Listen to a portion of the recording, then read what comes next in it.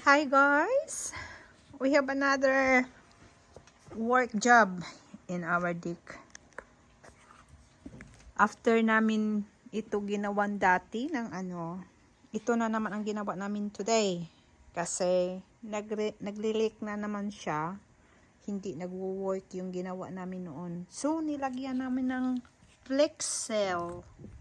Nag-Flexel na naman kami. So ito pa yung start guys.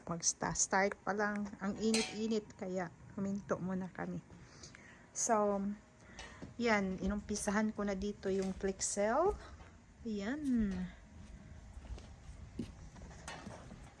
Dalawang line pa lang siya. Kaya ang laki-laki pa.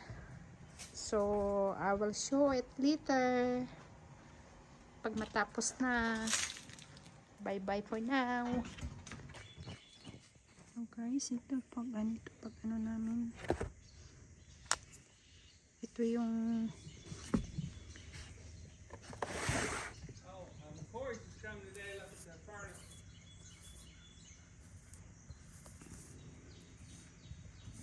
what? McCoy's is coming down to look at the furnace.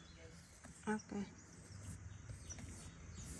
Yan, bawat cracks guys, ganito ang ano namin ginawa.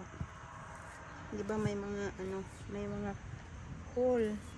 So, pag anuhan namin yan ganun.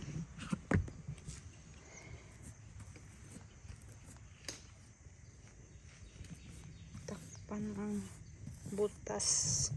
Yan. So, ganun na ang natapos ko kahapon. Yan. Ganun na siya guys. Yan. Bawat linya ng, kasi dati nilagyan namin to ng caulking, hindi nag-works, nagka-crack pa rin. So, ito na yung ginilagay namin with try Flexel. So, we try to put.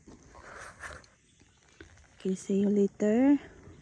Kita, mag-update lang ako mamaya. Yan